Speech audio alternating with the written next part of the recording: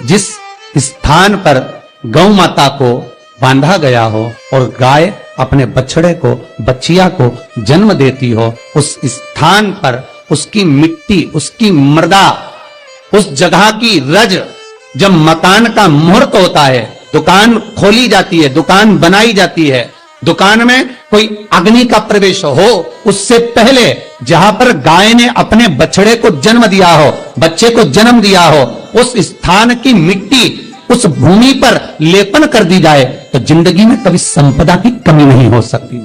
ये दूसरी मृदा स्कंद पुराण वर्णन करती है, धेनु मानस वर्णन करती। दूसरी गीता प्रेस गोरखपुर का गो अंक वर्णन करता है, जहां पर गौ माता बंदी हो, जहां पर गौ माता नित्य स्मरण करती हो और गाय के बच्चों का जन्म होता हो, और वो भी देसी गाय, देसी बच्चों को जन्म दे, विदेशी नहीं, जर्सी नहीं, हो देसी बछड़ा हो, देसी ही गाय।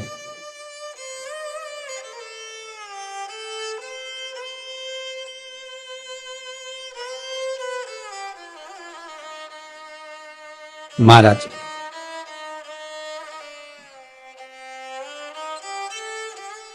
जहां पर गौ माता बंधती हो, गाय अपने बछड़े को जन्म देती हो, गाय अपने बच्चिया को जन्म देती हो, उस जगह की मिट्टी बड़ी प्रबल होती है, बड़ी प्रखर। यहां तक शिव महापुराण की कथा कहती है, स्कंद पुराण कहती है, धेनु मानस कहती है, गीता प्रेस गोरखपुर का गो अंक वर्णन करता है। महाराज गौ माता के खुर, गौ माता के चरण जहां पर नित्य प्रति पढ़ते हो, नित्य प्रति पढ़ रहे हो, ताकि आप अपडेटेड रहें हमारे हर एक वीडियो से। चरण पढ़ने पर गौ माता के खुर में से गोलोचनी निकलती है हमारे। वो गोलोचनी सफेद कलर की होती है, उसको आप ऐसे पटक देंगे तो बिल्कुल ऐसा लगेगा जैसे लकड़ी है, पर वही गोलोचनी को आप दूध में डाल देंगे तो चलना चालू कर देती है। उसको कहते हैं गोलोचनी। गो अंक में वर्णन है इसका, स्कंद पुराण में इसका वर्णन। जिस जगह पर गाय बछड़े को जन्म दे, बच्चिया को जन्म दे, और जन्म देते समय पर गौ माता को जब कष्ट की अनुभूति होती है, जो कष्ट जैसे एक नारी का कष्ट होता है, वैसे ही गौ माता का कष्ट होता है।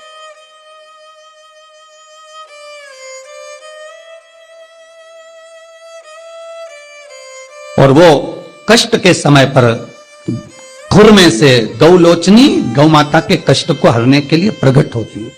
उस गौलोचनी का जिह्वा से गौ माता चाटन करती है, चाटती है, और चाटने के बाद जो बछड़ा जन्म देती है, उस बछड़े को अपनी जिह्वा से एक बार चाट लेती है।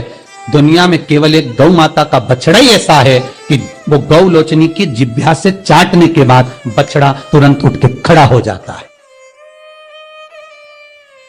दुनिया में एक शेरनी भी अपने बच्चे को जन्म दे, एक चीता भी अपने बच्चे को जन्म दे, भैंस भी अपने बच्चे को जन्म दे, एक कुत्ता भी अपने बच्चे को जन्म दे, दुनिया में कोई अपने बच्चे को जन्म देगा तो बच्चे को उठने में, संभलने में समय लगता है। पर दुनिया में केवल एक गौ माता ऐसी है कि गौ माता अपने बच्चे को जब जन्म देती है, जन्म देने के कुछ देर बाद जब वो गौ लोचनी की जिह्वा से चाट लेती है, बच्चा उठकर खड़ा हो जाता है। दुनिया में केवल एक गौ माता है।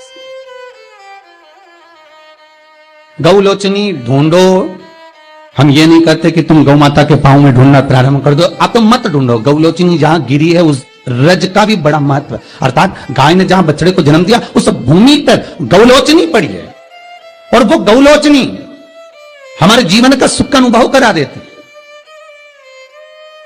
वो गौलोचनी हमारे जीवन का आनंद का अनुभव करा देती है। इसलिए शास्त्र कहता है कि नई दुकान बन रही हो, नया मकान बन रहा हो, महाराज नई कोई प्रॉपर्टी आपने खरीदी है और उसमें कोई व्यापार चालू करना चाहते हो, तो पहले गाय जहां पर बछड़ा बच्चिया को जन्म दिया हो, भले पहले दिया हो, पर जमीन तो वही है, रस तो वही है, वहां की मिट्टी का लेपन करने से वो सुख, वो आनंद, वो संपदा बढ़ जाती है। यहां तक शिव महापुराण की कथा कहती है, स्कंद पुराण यहां तक कहती है कि मान लो कोई नया मकान आप बना रहे हो और वास्तु वाले को दिखा कर बनाया है तो भी उसमें कोई कमी अगर रह गई, क्योंकि आज वास्तु वाला नहीं बोलेगा तो 15 दिन बाद दूसरे वास्तु वाले को दिखाओगे, वो कह देगा इसमें ये गलती है, तीसरे वास्तु वाले को लगा वो कह देगा वो गलती है। और जिस वास्तु वाले से मकान बनवाया वो तो क्या मैंने बढ़िया सब देख कर बताया बनाया, एक एक वास्तु के हिसाब से बनाया, तुमने भले वास्तु के हिसाब से बनाया, तुमने भले वास्तु के हिसाब से बनाया, पर चैनल वास्तु जितने वास्तु वालों को बुलाओगे वो कुछ ना कुछ एब उसमें निकाल ही देंगे, ये पक्का वीडियो से निकालेंगे। तुम किसी को पत्रिका दिखाने चले जाओ, किसी को अपना हाथ दिखाने चले जाओ, तुम किसी से नक पूछने चले जाओ, तुम किसी वास्तुशास्त्री के पास चले जाओ, जब तक वो उसमें थोड़ा बहुत एब नहीं निकाले तो क्या मतलब कि उनकी राजनीति जो विद्या उसमें निकालना तो पड़ेगा ना। रहे हमारे हर एक वीडियो से। थोड़ा बहुत भय तो उत्पन्न करना पड़ेगा ना। पर शिव महापुराण कहती है कि शंकर के पास आने के बाद कोई भय की बात होना ही नहीं चाहिए, कुछ भी नहीं। सब्सक्राइब करें क्या दुख, क्या तकलीफ, क्या कष्ट, अगर शंकर का अनुमोदन कर रहे हो, शिव का स्मरण कर रहे हो, तो फिर सोचना नहीं है, जो होगा शंकर करेगा वो होगा। अगर किसी व्यक्ति को चर्म रोग हो गया, कुष्ठ रोग हो गया, चमड़ी सफेद पड़ गई, रोग समाप्त नहीं हो रहा, बढ़ते जा रहा है, औषधियां आपने बहुत कर ली, तो 3 जगह की मिट्टी आपको फल प्रदान करेगी। पहला सूर्य कुंड की मिट्टी। स्कंद पुराण सूर्य कुंड कहां पर है, तो कहा दतिया और झांसी के बीच में सूर्य कुंड निवास करता है। उस सूर्य कुंड की मिट्टी को लाकर जिस व्यक्ति को कुष्ठ रोग हो गया हो, शरीर की चमड़ी सफेद पड़ गई हो, स्कंद पुराण कहती है सूर्य कुंड की मृदा लगा लेने से 5 से 7 दिन में रोग समाप्त होने लगता है महाराज। पर सूर्य को सर्वाधिक प्रियता क्या?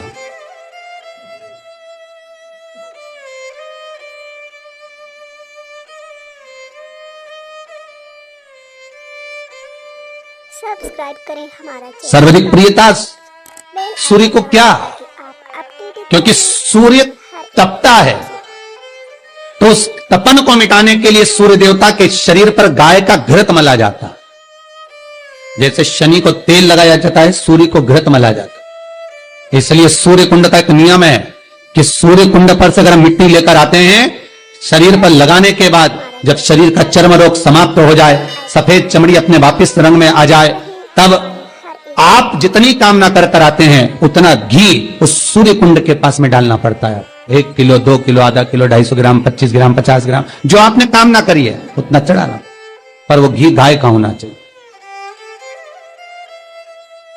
और उस घी का प्रयोग कोई नहीं कर सकता। इसलिए आज भी स्कंद पुराण में तो केवल सूर्य कुंड का वर्णन है, घृत का वर्णन है, पर स्थान आज भी झांसी और दतिया के बीच में जो सूर्य कुंड विराजमान है, आज भी वहां पर कुंड के पास में एक घी का कुआं है जिसमें घी डाला जाता है, पर उस घी का प्रयोग कोई दुनिया का व्यक्ति नहीं कर सकता। जो करता है वो शरीर में फफोले पड़ जाते हैं और बाद में सड़कर मर जाते हैं। हमारा channel Vastu fact. Bell icon दबाएं ताकि आप अपडेटेड रहें हमारे घृत है, हर एक वीडियो। पर गंध नहीं, घृत है। 3 जगह की मृदा जीव को सुख का अनुभव कराती है। पहला सूर्य कुंड। महाराज श्री शिवाय नमस्तुभ्यं, श्री शिवाय नमस्तुभ्यं, श्री शिवाय सब्सक्राइब करें नमस्तुभ्यं। हमारा चैनल।